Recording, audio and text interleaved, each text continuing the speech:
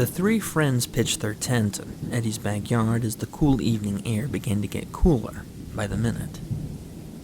Eddie, Brooks, and Austin were lifelong friends, thanks to their mothers also being friends from high school. Depending on which mother you asked, their births were either planned so that they could be friends, or that it just happened to be a freak accident. Brooks's $400 tent was just your average, overpriced sporting equipment, but it was what was set up on the inside that made it significantly better. Eddie and his dad were able to run out an extension cord to the tent, and against his mother's knowledge, had set up a small TV with various videotapes that she would certainly not allow. Amongst the tapes were several PG-13 movies, but Eddie was able to snatch a couple of rated R movies from his dad's collection by switching the tape covers to avoid suspicion. One of the tapes was unrated and had a weird writing on it that indicated to Eddie that the probability of this film containing nudity was pretty high. The three boys continued to struggle to navigate the instructions of the newly purchased tent. The sun was on the horizon, but Eddie's mother was kind enough to leave the backyard porch light on to help them see. The backyard was any kid's dream. It had a trampoline, a small zip line, and a fire pit that no one was allowed to touch unless a parent was present. The backyard was neatly cut and very well decorated with various types of flowers and trees. Despite the yard nestling up to the endless woods behind the house, the yard had a tall wooden fence to keep out deer and other animals from getting into the flowers. The fence was taller than most people and provided a perfect barrier from the dark forest, which gave the boys a false sense of bravery and safety. All of the boys would be able to brag about how they all slept outside without their parents, although in a nearly perfectly controlled environment. The fall leaves fell silently as the sun continued to set. Eventually, the 12-year-old boys were able to figure out the complexities of following basic instructions and were able to erect the glorious tent without the aid of a parent.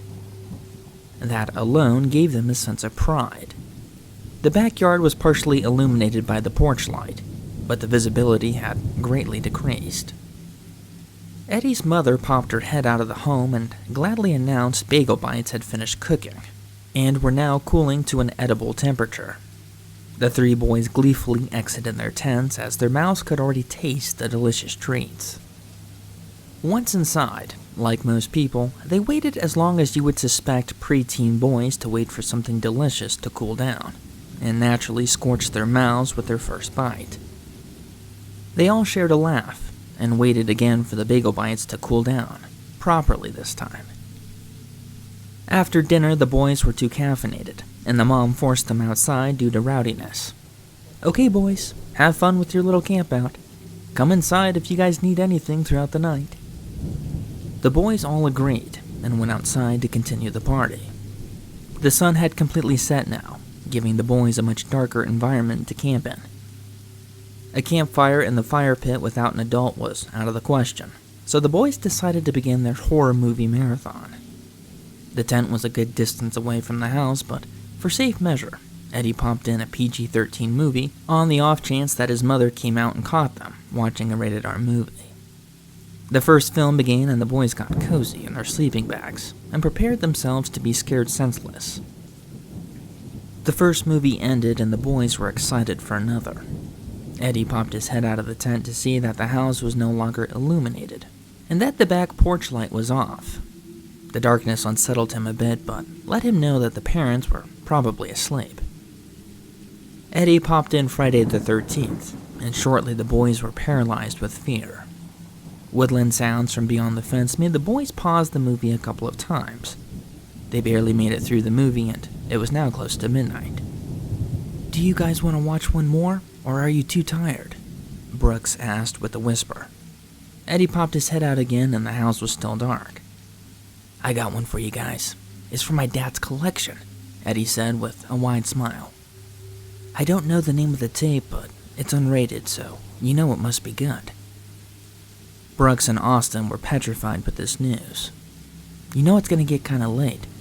I should probably go to bed," Austin said, trying to cover up his fear. Brooks and Eddie shared a glance, both wanting to do the same, but not wanting to come off as a scaredy cat to one another. "Bro, this will be the only time we get to watch this. Don't fall asleep first, man," the boys egged on. "Nah, I think I'm good. Just tell me about it tomorrow," Austin insisted. The two boys put on the video, and Austin laid his head down to sleep. The screen turned black as the two boys watched as the first image appeared on the screen. Austin woke up 30 minutes later to the two boys screaming and turning off the TV. Apparently, the mystery film was too much for the young boys, and they both couldn't stop shaking. "What's going on?" Austin asked as he rubbed his eyes. Eddie and Brooks were both speechless. Their eyes were wide and they shook silently, both in their own sleeping bags. Before the two could answer, a sound could be heard 50 feet or so behind the tent, near the fence. The sound of someone or something screaming rang out and caused all the boys to stop talking. Austin turned off the only flashlight that was lit in the tent, and everyone remained silent. The boys held their breath when the sound of scratching could be heard on the fence, and something heavy landing in the yard. "Something's in the yard," Brooks whispered. Austin grabbed his slingshot from under his pillow, and grabbed some ball bearings from his backpack and put them in his pocket. "We need to make a break for the house," Austin said as his hands trembled. Before anyone could respond, the sound of labored breathing could be heard outside the tent. A stench of decay and disease filled the tent as the creature made its way around the backyard. The boys knew what they needed to do, but they were too afraid to move. Brooks slowly went to grab the zipper of the tent, when the motion detector light illuminated the backyard, indicating something was moving in the yard. The silhouette of a tall and skinny figure could be seen just outside of the tent, but the light distracted it, causing it to move towards the porch. Eddie began to cry, as the boys were experiencing something that they were clearly unfamiliar with. Austin silently unzipped the tent and slowly opened it to see what looked like a naked man standing on the porch, looking into the house. The man was dirty and covered with scabs. Flesh was falling off his body and his skin looked gray and sickly. The boys watched in horror as the thing continued peering inside. It eventually made its way off the porch and around the house. "This is our chance. We need to get inside," Austin whispered. Brooks got out of his sleeping bag and got his shoes on, but Eddie stayed motionless and continued to cry. "Dude, we need to get out of here. We can't let this guy find us," Brooks said. It was clear that the two boys needed to get help before Eddie was going to move. "We'll have to come back for him," whispered Austin. The two boys silently exited the tent, and Austin loaded a ball into the slingshot in the off chance that that thing came back around. The boys stepped out into the cold night air and began to tiptoe their way over to the lit porch when the porch light shut off, leaving the two in the middle of the yard in complete darkness. "Oh no," Austin whispered. The two then sprinted as fast as they could in the direction they last saw the house, hoping to get close enough to trigger the porch light. As they sprinted, Austin tripped on the extension cord and fell down, knocking the wind out of him. Brooks continued to the porch and got close enough to trigger the light. By that time, the creature had came back around the house on all fours and spotted Brooks almost on the porch. The creature and Brooks sprinted as fast as they could, but the creature got to him before he could get inside. While this was happening, a light from inside the house turned on, and commotion could be heard as Eddie's dad made his way around the house. The creature that was on Brooks was now better visible, and clearly not human. The creature had no ears or nose, and its mouth was filled with long, sharp teeth. It pressed its huge hand into Brooks's head into the ground, and it bit with its gnarly teeth into the back of his neck, causing him to shriek with pain, and then suddenly, Brooks went limp, as the creature broke his neck swiftly. Austin tried his best to breathe, but all he could do was whimper. Eddie's dad then came outside and saw the horror that laid in his yard, and screamed. The creature then adverted his attention to Eddie's dad and made its way to attack him. He quickly went inside and locked the back door and went to go find a weapon to fight this thing. Austin eventually got his breath back, but laid motionless on the ground as the creature hadn't noticed him yet. The creature clawed at the back door, smearing the blood of Brooks all over it as a result. Eddie saw that his dad went inside and he began to scream for him. The creature then turned and locked eyes on the tent and sprinted towards it. Eddie's dad was able to find a shotgun and came back outside to find the creature had cornered Eddie in the tent. Austin got up and ran inside the home and found Eddie's mother on the phone with the police. Several shots were heard and screams from both the creature and Eddie filled the cold night air. "What's going on out there?" the mother screamed. "Someone's in the backyard," Austin responded as he continued to watch the events unfold. Eddie's dad was able to shoot the creature several times, but was unable to kill it. The creature then jumped on Eddie's dad and began to slash his abdomen, spilling out blood and guts all over the ground. Not knowing what to do and wanting to help, Austin stepped out into the porch and aimed his slingshot and fired. Austin knew that at this distance, killing it or even hurting it would not be possible, especially with his slingshot, but that wasn't his intention. All Austin needed to do was distract the creature so it wouldn't kill Eddie's dad. The ball bearing flew through the air, and sure enough it hit its target, square in the chest. A howl of pain erupted as the creature then set its sights on Austin. Austin reached into his pocket and pulled out another ball bearing and fired again, this time missing the creature. The creature stopped its attack and began barreling its way towards the porch when Austin pulled out his last ball bearing. He aimed it as best as he could, and instead of firing right away and running inside, he waited. He had to make this last one count, or Eddie's dad was for sure a goner. The creature closed the distance with remarkable speed, and Austin released the sling, firing the ball directly into the creature's eye. The creature immediately stopped and grabbed its eye, and began to squirm on the ground with immense pain. More loud shrieks of the creature erupted, and it immediately jumped back over the fence and off into the woods. Eddie's mother saw all of this unfold and ran out to her husband as he did his best to keep his organs from spilling out of his body. Austin ran over to the tent to find bits and pieces of his good friend Eddie all over the place. His body was unrecognizable as the creature had made a mess in his killing. But what was even more bizarre than that was that the creature had destroyed the TV that had the VHS tape inside. The police and the paramedics eventually arrived and took Eddie's dad to the hospital, to which he made a full recovery. Austin, in his efforts, had single-handedly saved Eddie's dad. But from this encounter, there are still so many questions that are left unanswered. What was that creature? Why did it kill Brooks and Eddie? What was on the videotape? But most of all, where did that thing go off to?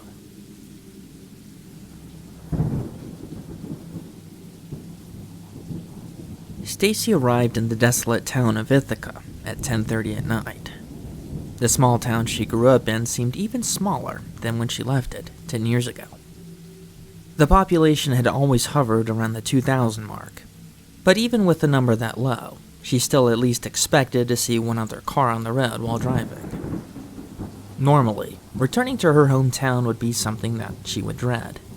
Her relationship with her parents wasn't that bad, but there's literally nothing to do in this godforsaken town, aside from leaving. However, by fate or whatever divine power that was out there, Stacy's boss, Gary, who happened to be the coolest guy she'd ever worked for, gave her extra paid time off if she agreed to go to her high school reunion. Even with that carrot being dangled in front of her, she still hesitated on the thought of returning home. Stacy pulled into her parents' driveway and parked her rental car. The lights inside the house were off, but thankfully she still remembered the garage code, which was also the same code to everything else her parents had. Inside the dark home was the same furniture, and even the same layout as it was growing up. Nothing had changed. She quietly brought her stuff in and made herself a snack before heading to bed. The next morning, Stacy woke up to the sound of breakfast cooking and her parents talking in the kitchen. For the briefest of moments, she thought that she was a child again, before coming to the realization that she was in fact an adult. She got up and made her way out to the kitchen and was greeted by both her parents. Dad was reading on his iPad and Mom was finishing up Stacy's scrambled eggs. When they saw her come out, they stopped what they were doing to give her a bear hug. In that brief moment, Stacy felt her decision to come visit was, in fact, long overdue. The three spent the morning catching up, but eventually her dad had to go to work and her mom needed to run some errands in the town over. Stacy's high school reunion started at 6, which gave her plenty of time to get ready, and seeing how there was little to do in this town, she just stayed home and went through her stuff that she left behind. Stacy got ready and drove over to the private high school that she attended that was farther than she remembered. St. Mark's private school was in the next town over, which actually had things to do. Upon arriving, she realized that not that many people ended up coming to the reunion, which was surprisingly a good thing. Not that anyone was mean to her in high school, but she wasn't exactly popular amongst her peers. Stacy, in fact, had a handful of friends, but it would appear that none of them had shown up. After an hour of making small talk with people she barely remembered, the sound of a helicopter could be heard approaching the school. All the people left the gym where the reunion was being held and watched as the helicopter landed on the nearby football field. Everyone watched with starstruck eyes as a man in normal clothes exited the chopper, who was then accompanied by 2 men in suits and glasses.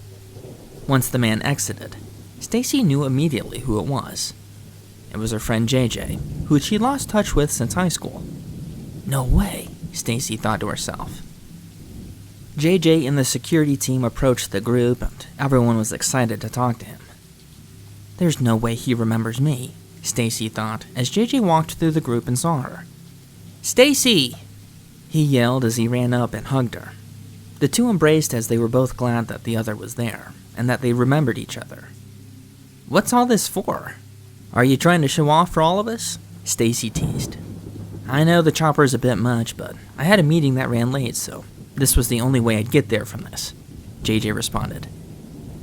JJ and Stacy were good friends in high school, mainly because they were both in theater together, but mainly because neither of them had a lot of friends besides each other. JJ was raised by his grandparents and didn't really care for school. After high school, JJ just started working rather than attending college, so to see someone not go to college but show up like a big shot in their own helicopter raised some questions. So, what have you been up to? Looks like work is treating you well, Stacy teased. Work is a grind, but it does its part in keeping me happy. What do you do for work? JJ asked. Oh, I'm an interior designer over in Nevada. I love it, Stacy replied. What do you do? JJ paused. I run a couple different companies, but I won't bore you with the details. How could JJ be able to run multiple companies in such a short amount of time with no college degree? Stacy thought to herself. Let's meet up for dinner later tonight, and I can tell you all about it, JJ said with a friendly smile. The two agreed and exchanged information and went about their way for the rest of the reunion. The two texted each other and agreed on meeting downtown at a high-end bar after the reunion. JJ insisted on sitting on the top balcony of the bar where no other patrons were drinking. Stacy and JJ had a couple drinks before JJ shared something that really shocked Stacy. I bet you're wondering how I made so much money in such a short amount of time. I normally tell people that I inherited money from my parents and I invested it in crypto, but I feel like I should be honest with you. JJ looked around the top of the balcony to make sure no one else was in earshot. Stacy looked both confused but intrigued. Why are you acting so sketch about this? Stacy laughed. Did you make money selling drugs or something? JJ gave a look of amusement. Oh, please. Just because I did drugs in high school doesn't mean I sell them. I made my money by performing a dark ritual. Stacy gave a wide smile and watched as JJ's face remained emotionless. Oh, a ritual. Like, did you sell your soul to the devil or something? Stacy said jokingly. JJ smiled and began regretting telling his only friend about his wealth. You know how some celebrities just get famous or rich overnight? Well, I did some research and did just that. Stacy and JJ shared a serious look for a few uncomfortable seconds. Wait, are you being serious? Well, tell me about it. JJ pulled out his phone and handed it to Stacy. On the phone was a long thread from a certain chat room online. The ritual is called the Hand of Evil. If you are able to capture a demon or a dark priest that practices dark magic, you can ransom it back to the devil. As long as you keep their hand from the demon you capture, it won't hurt you. JJ pulled out a small leather pouch from within his suit coat and unzipped it, briefly, revealing a withered and an emaciated hand. Stacy was stunned. Why are you telling me this? Stacy said with slight fear in her voice. Well, the thing I took this hand from is still chained up, and I wanted to give you a chance to perform the ritual yourself. I've done all the hard stuff. All you need to do is go to this address at midnight.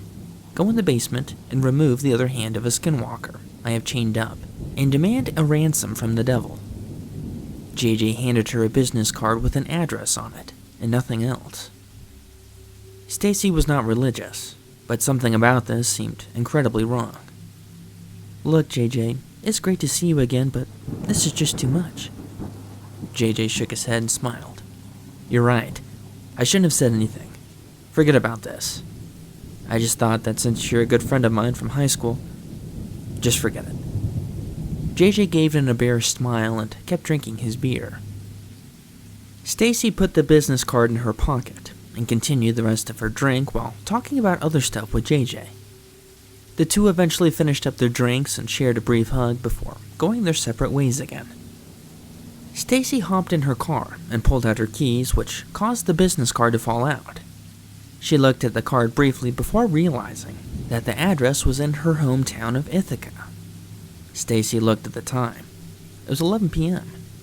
She stared at the card briefly before putting it in her cup holder and started driving home. The long car ride mixed with her curiosity made her think about what JJ had to say. That would actually make sense on how JJ became so successful, but there's no way. Stacy pulled over and plugged the address into the GPS, just out of curiosity.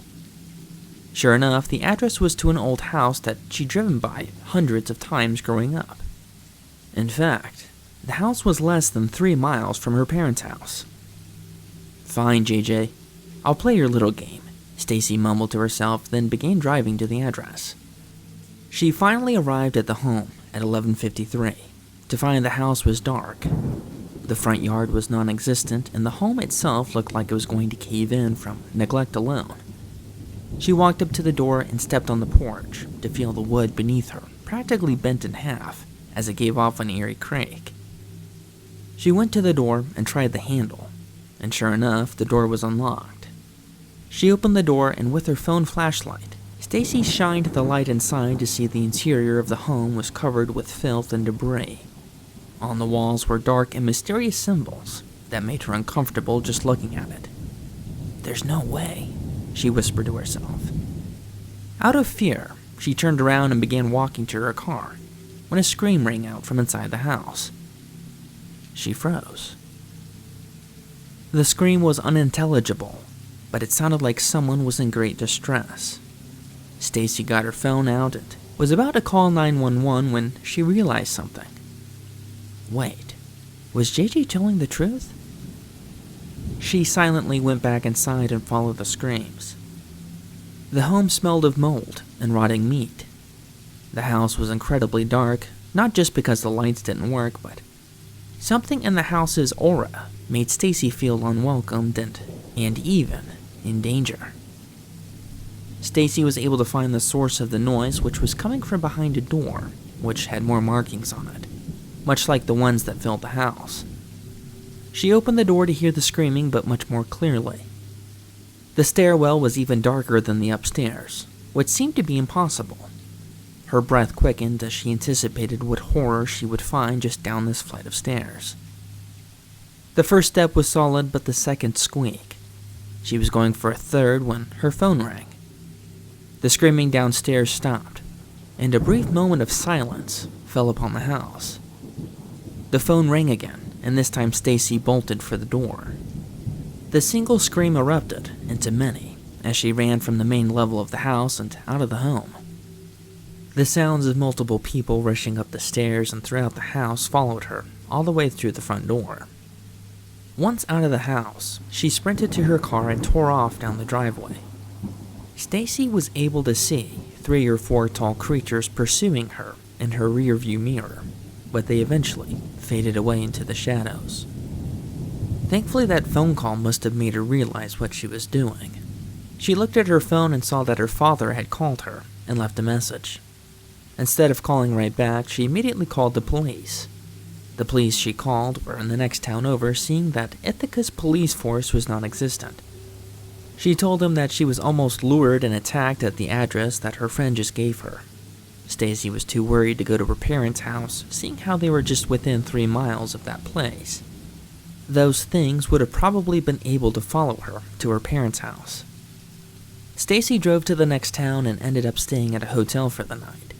As she was checking into the hotel, she got a text from JJ that read, "You should have come down the stairs. We have so much to show you." Stacy didn't respond and ended up blocking that number.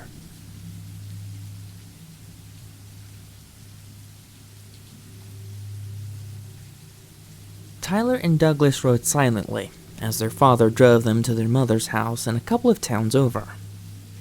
On the radio was playing the football highlights from the prior week, but nobody was listening. The 2 boys were nervous as this would be the first time visiting their mother since she had left their father and didn't know what to expect. The directions eventually took them off the major highways and on several gravel roads before finally arriving at the home. The old home sat back in the woods, just enough to not be seen from any roads. The house was several stories, but looked as if the home hadn't been lived in for years. Sitting out front was their mother, who was wearing a dirty gray t-shirt and messy hair. Logan, the father, parked but briefly waited to see if she would approach the truck to talk to him, but she just stood there on the dimly lit porch. "Well, boys, I'm sorry to do this to you, but she still is your mother, and she has a right to see you," Logan said defeatedly, as the boys hung their heads. Tyler, the oldest, opened the door and was about to say something but hesitated and exited the truck. Douglas followed him around back to get their bags out of the truck bed before heading towards the old home. The mother stood out front and continued to stare down her ex-husband until the 2 children finally approached her. "Hey, Mom," Douglas said, but she didn't respond. She just kept staring at Logan's truck.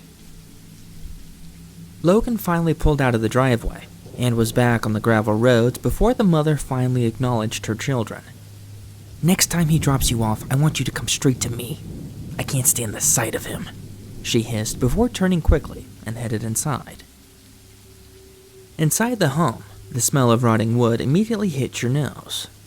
Paint was peeling off the walls and a tarp covered a few of the stairs leading to the second level. The boys entered with concern, seeing that their mother was clearly not in a good mental space, but also her living situation was borderline unlivable. "You 2 will be sleeping on the couches on the main floor. If you have a problem with it, you can sleep outside," the mother said from the kitchen while holding a cigarette in her mouth. The 2 boys were too stunned to say anything. The mother that they knew and loved had transformed into this person that neither of them could recognize. It had been months since they last saw their mother, but she was nothing like this. "I suppose time and harsh environments can really change people," Douglas whispered to Tyler. The boys set their stuff down on the couches in the living room and saw that neither of them were pull-out couches. On each couch were some old sheets, a towel, and a toothbrush still in the packaging. The 2 boys started putting the sheets on the couches when the mother came back in. The living room light was able to allow them to see their mother up close, and saw that she did not look good. Her skin was pale, and her eyes had dark bags under them. She jittered as she spoke and paced the room. "All right, listen. For us to get through this, you guys need to follow the rules. I do not care for what you guys do after school, but no one is allowed upstairs ever. And no one is allowed out in the woods after dark." The mother shot a glance over to the two boys, who were clearly uncomfortable with this new version of their mother. The boys nodded silently, and the mother gave a forced smile. "Good. You boys are smart. Just go to school and fix yourselves something when you're hungry. I won't be around too much now that I have to work," the mother scoffed. She then grabbed a jacket and left the home and drove off down the dirt road.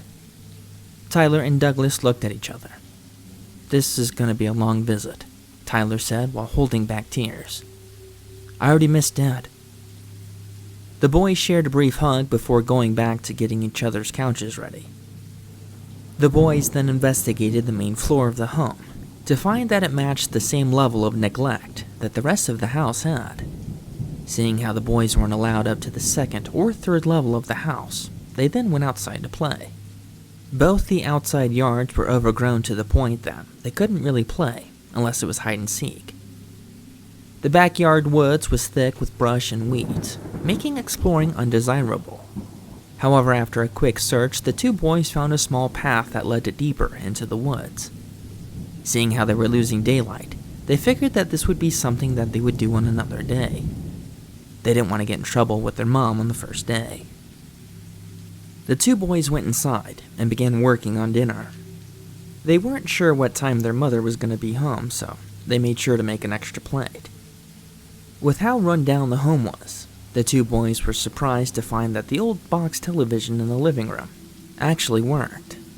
The TV didn't get any channels, but it was hooked up to an old VHS machine, in which they had 7 tapes to choose from. The tapes were old cartoon films that their mother must have picked up at a thrift shop or something. At this point, the sun had set, and the sound of crickets and cicadas could be heard buzzing outside. The two boys weighed the options of tonight's entertainment when a strange sound could be heard from upstairs. The house was old and creaked occasionally, but this was different. The sound of a rhythmic banging could be heard, ever so slightly. The two boys were initially confused. "I think it's a water heater or something," Douglas said while looking to the ceiling. The two boys made their way over to the stairs and looked up. The downstairs light illuminated part of the stairs going up, but aside from that, the stairway was dark. No light could be seen at the top of the stairs. The banging could be heard again, but this time it was slightly clearer. The banging had a strange rhythm this time, much different than it was before, but it definitely came from the same source. Right then, the front door opened and a strange man walked in. The boys froze with fear, as they had no idea who this man was. Before either of them could say anything, the mother walked in behind him. "This is Terry. He is a friend of mine and he will be staying the night." The boys looked at each other shocked, as they didn't know their mother was seeing someone else. The man looked older and somewhat dirty, but gave a soft smile as he followed their mother up the stairs. "Remember, don't go into the woods or come up the stairs," the mom shouted as she and Terry went up the dark stairs. The boys were caught off guard, that they forgot to mention the banging that they previously heard, and went back to picking out a tape to watch. The two decided on picking the old Willy Wonka and the Chocolate Factory, and sat on their respective couches as they eventually fell asleep. Tyler woke up a few hours later to a silent home, excluding the bugs still chirping outside. Tyler removed the blanket on the couch and got up to go to the bathroom. He walked over to the downstairs bathroom and turned on the hanging light bulb that hung in the center of the room. As he was using the bathroom, he then noticed a sound coming from the air vent up above him. The sounds were faint, much like a whisper, but he immediately recognized what it was. It sounded like Terry screaming, but that of pain. Tyler's eyes widened when he made the realization and was unsure of what to do. The screaming stopped and Tyler ran out of the bathroom and over to the bottom of the stairs. This time he could see a faint glow of light and the sound of someone approaching. Unsure of where to go or to even hide, Tyler did the only thing he could think of and laid back down and pretended to sleep. Tyler laid down and positioned himself in a way that he could still see the stairs. The sound of creaking wood could be heard as the silhouette of a skinny woman could be seen coming down the stairs. Tyler tried his best to stay motionless and to regulate his breathing. The skinny figure then did something that immediately terrified him.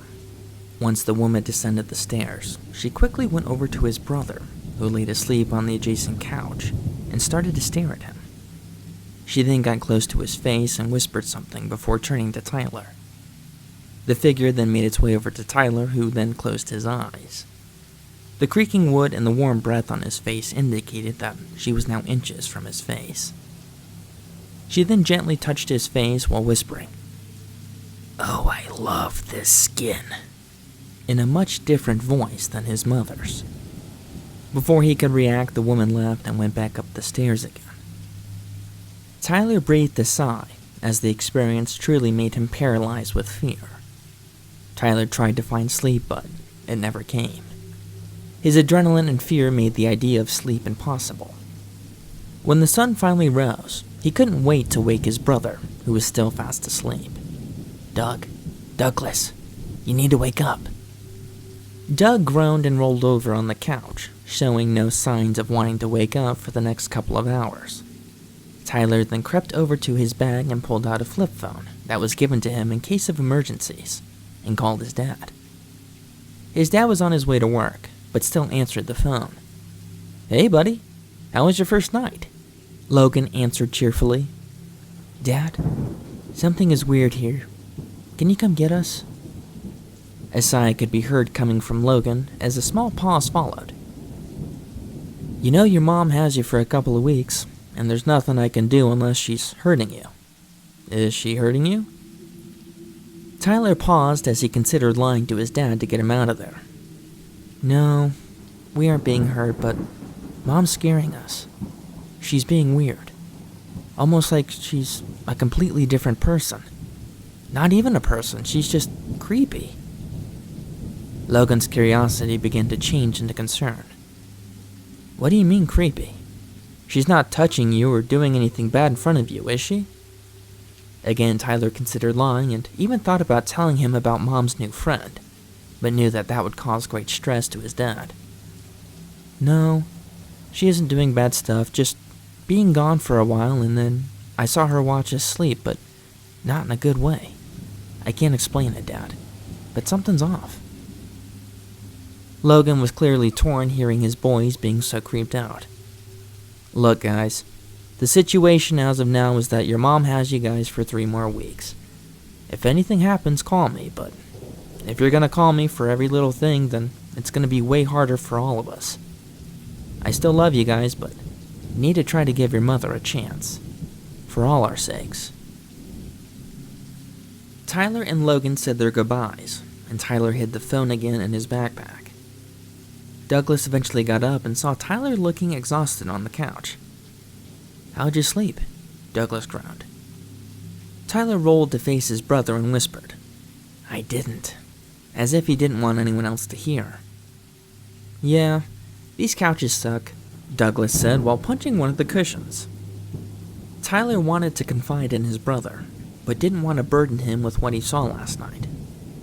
"Is that one weird guy still here?" Douglas said while stretching. Tyler then realized that aside from his mom being weird, he didn't see anyone come or go. "I think he's still here. I didn't see him leave."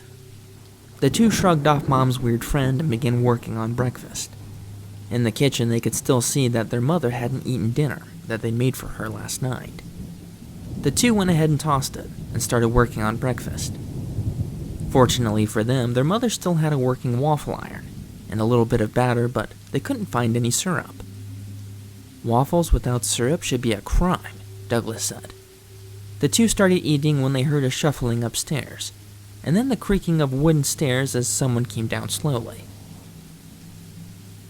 The two boys looked from the kitchen to see their mother stopped at the base of the stairs and looked at them. She looked much worse than she did from yesterday. Her hair was matted and covered parts of her face.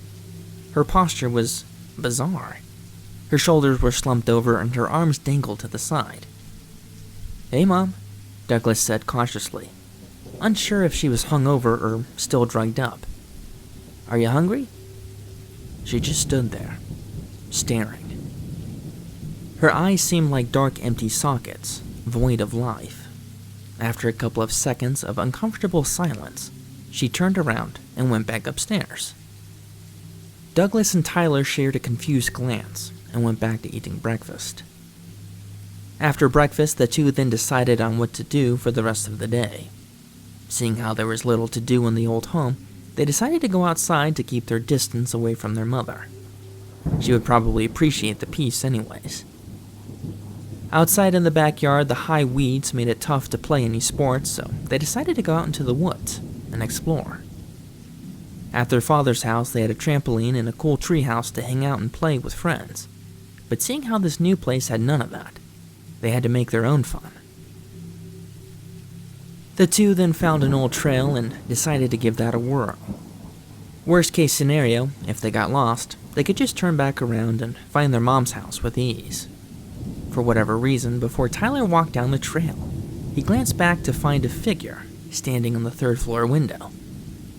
The distance and the poor lighting in the house made it difficult to see, but Tyler could make out vaguely someone banging on the window. It appeared that the figure left some type of dark liquid behind on the window that began to slowly drip down. "What is that?" Tyler yelled to Douglas. Douglas turned around to see what Tyler was talking about, and sure enough, the figure was gone, but the dark liquid remained. "Ew, that window looks so gross," Douglas yelled. "Did you see the figure banging on it?" Tyler asked. "I don't think I see a person, but I do see a dirty window." The two stopped and went back inside to talk to their mom about the figure in the window.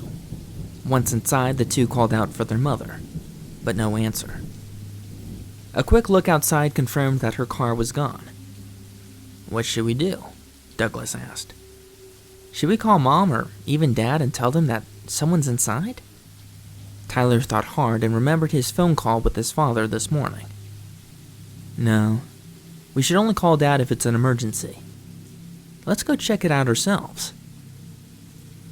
Douglas looked at Tyler with shock. "Mom told us to stay on the main level. We will get into so much trouble if she finds out." "Then let's make sure she doesn't find out," Tyler replied. The two looked up the stairs with trepidation and suspense. The dark stairwell leading up looked unmanaged and unsafe. The first step leading up gave a loud creak, which caused both boys to immediately retract their step and seriously question what they were about to do. Tyler regained his composure and began his way up the stairs again, at a snail's pace with Douglas right behind him. The two made their way to the second story to find the layout in a similar amount of disarray. The walls had fading paint, and the occasional hole here or there. The floor was just as loud as the stairs, and bits of light could be seen coming through the floorboards. They tried the lights on the second level, and surprisingly enough, the dim bulb came to life to illuminate how poorly the second level really was. Clothes were scattered about, and mold could be seen growing on some of the walls and ceiling. The boys feared this environment, but yet they were compelled to investigate the rest of the house, and also the window where Tyler saw the figure. A smell of rotting food and a mixture of mold hit both of them, making the ability to breathe incredibly difficult. Shuffling and the sounds of chains rattling could be heard above them. The soft sounds of muffled speaking and crying began to grow.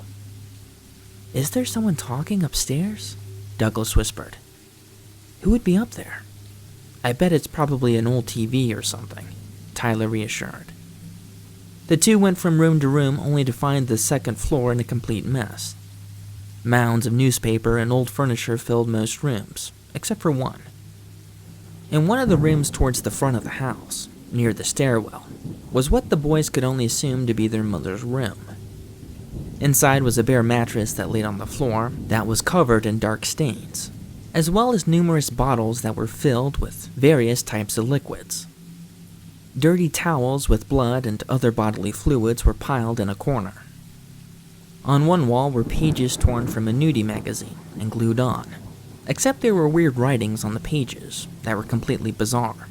Things like, "such soft skin," or "must not have tattoos" on some of the pages. On an adjacent wall were dozens of missing posters with similar writings but that were much more sinister.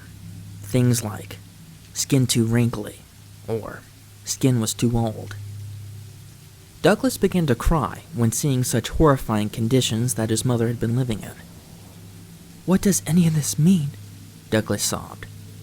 "Is Mom some kind of serial killer?" Tyler looked at his brother with equal amounts of fear and concern. The two had seen enough. This was more than enough to call their father, and would even justify calling the police. "We need to get out of this house," Tyler whispered to Douglas. Before the two could turn to leave, the sound of the front door downstairs opened. The tears from Tyler could no longer be held back as he began to silently cry with his brother. Not sure of what to do, Douglas and Tyler tiptoed over as quietly as they could to one of the cluttered rooms and hid for their lives. The sound of someone climbing the stairs began to grow as the two held their breath, just praying that whatever looked like their mom would pass them. The noise of the stairs creaking finally stopped when their mother reached the top of the stairs.